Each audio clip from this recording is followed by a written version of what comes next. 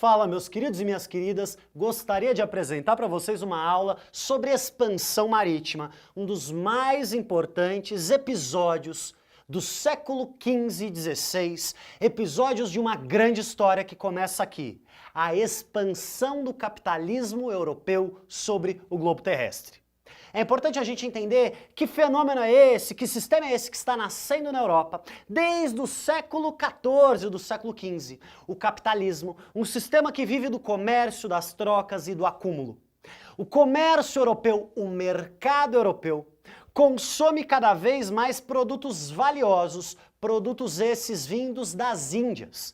Quando a gente fala Índias, a gente fala genericamente Índia, China, toda aquela região do Sudeste Asiático. De lá é que vêm as ricas especiarias, produtos caros, valiosos, que a alta nobreza europeia paga muito caro para consumi-los. Esses produtos vinham por via terrestre. Então, em cima de cavalos, de bois, de mulas, eles atravessavam todas as estepes asiáticas até chegar no Mediterrâneo. E ali de Constantinopla eles iam para as repúblicas italianas. Meus queridos, pensa no mapa. Pensa no mapa da Ásia até a Europa, pensa isso em cima de um cavalo. Você consegue levar muito pouca mercadoria. Com isso, os produtos eram muito caros. Imagina só se nós conseguíssemos chegar às Índias por meio de um barco. Se conseguíssemos chegar às Índias por um processo marítimo. Quanto é que não conseguiríamos encher um navio com especiarias? Imagina hoje, quantas pessoas que não saem para outros países e compram vários produtos para depois revender nos seus países? A ideia é um pouco semelhante. A burguesia europeia quer encontrar um novo caminho para as Índias. Ao mesmo tempo, os reis querem uma expansão comercial, porque afinal, se tem expansão comercial, o rei põe dinheiro no bolso. Ao mesmo tempo, a igreja quer expansão comercial porque pode conquistar novas terras para o catolicismo. É neste contexto que teremos a expansão marítima do século XV e XVI. Ela é fundamentalmente uma expansão comercial. Perceba, a Europa não tem uma população imensa.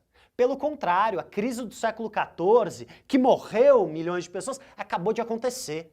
Tem pouca gente na Europa, não tem gente em abundância. É uma expansão exclusivamente comercial. Uma expansão comercial que visa encontrar especiarias. E o pioneiro nesse processo de expansão é o Reino de Portugal. O Reino de Portugal é um reino que está ali já no Atlântico, é um reino que conseguiu uma centralização de poder, o rei manda em Portugal inteiro. Ao mesmo tempo não é um reino lá muito rico, não tem lá muitas terras boas. Então o rei chama ali a burguesia, chama ali a nobreza e fala, vamos trocar uma ideia aqui. Vamos expandir, vamos buscar novas rotas comerciais, vamos buscar um caminho para as Índias. Só que no século XV não tem GPS, não tem mapas elaborados, não tem celular, ou seja, essas pessoas vão para o oceano rumo ao desconhecido. É óbvio que os portugueses já tinham tido alguns contatos com os árabes, tinham aprendido alguns instrumentos, se orientar pelas estrelas, tinham descoberto um instrumento muito importante que é a bússola, mas é fundamentalmente um navegar pelo desconhecido. Até mesmo porque a Idade Média acreditava que a Terra era plana. Ou seja, eles imaginavam que iam navegar até a beira de um precipício e cair. Mas mesmo com todos esses temores, aquele era um tempo de aventura, aquele era um tempo de experimentação e mais do que isso, os lucros das especiarias compensam este medo. Os portugueses vão então pôr navios no oceano rumo às Índias. E durante quase 100 anos, os portugueses vão tentar contornar o litoral do continente africano. Será a primeira vez que os portugueses vão ter contatos com alguns reinos africanos. E será a primeira vez que eles têm contato com a escravidão africana. A escravidão já existe no continente africano, mas ela é muito diferente do que, por exemplo, haverá no Brasil. A escravidão na África, ela é excepcional. ela não é a regra. O mundo africano não é uma sociedade escravista, mas os portugueses vão achar muito interessante aquela modalidade de trabalho e daqui a pouco irão estabelecer um comércio negreiro, um comércio de escravizados com a África. Mas durante quase 100 anos os portugueses estão contornando o litoral da África, buscando as especiarias, mas também buscando expandir o catolicismo. Esse é o segundo motivo da expansão. Não apenas uma expansão comercial, mas também uma expansão religiosa. Quando os portugueses estão quase chegando nas Índias, os espanhóis perceberam que eles estão um pouco atrasados. Eles perceberam que os portugueses estão quase lá, enquanto eles não tinham nem colocado um navio no oceano. Então os espanhóis, inspirados por um navegador genovês chamado Cristóvão Colombo, vão tentar chegar nas Índias não contornando a África, mas vão tentar chegar nas Índias pelo outro lado. Ao invés de navegar para o leste, vão tentar ir para o oeste.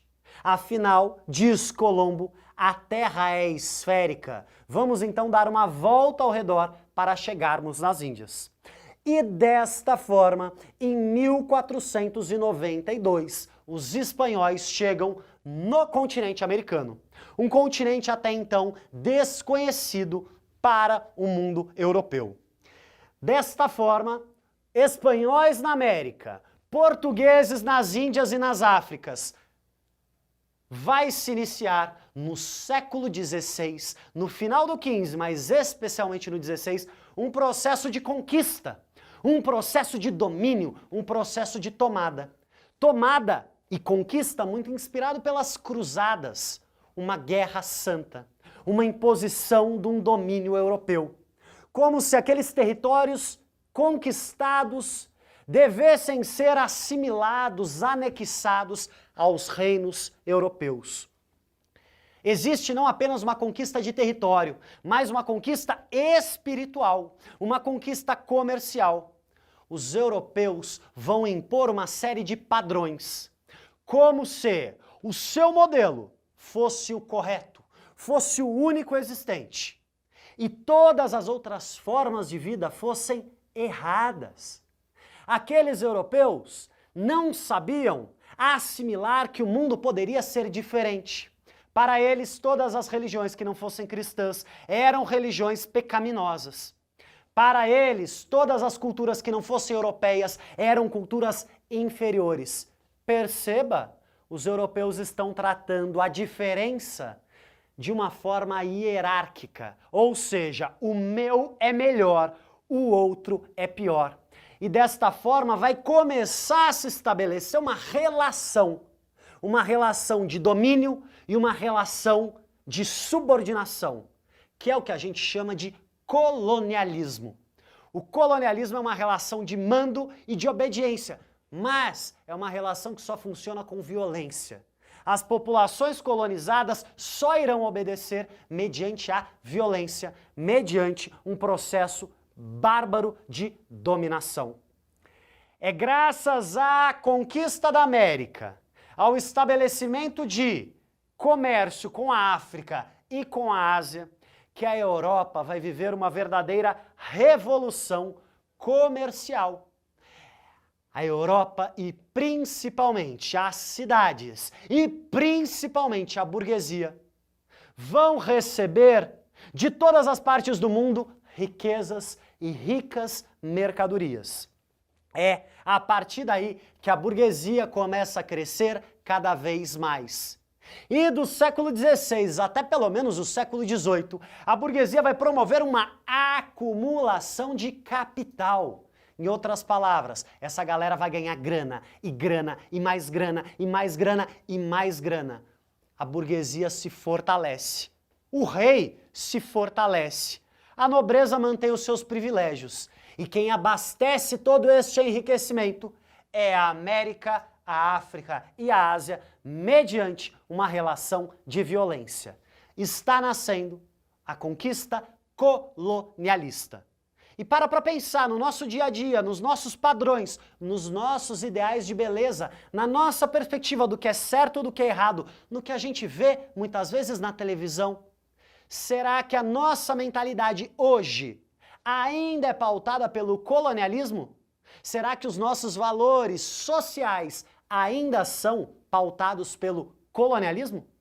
Fica a reflexão. Nessa aula vimos o processo de expansão marítima, que é um processo de expansão comercial, visando especiarias, um processo de expansão religiosa, principalmente a expansão do catolicismo. Além disso, é um processo de conquista sobre a América, África e Ásia. E por fim, gerou uma verdadeira revolução comercial na Europa. A Europa cresce e a burguesia acumula capital. Agora vou deixar vocês tirarem uma foto dessa lousa para o estudo de vocês. Muito obrigado pela paciência e um forte abraço.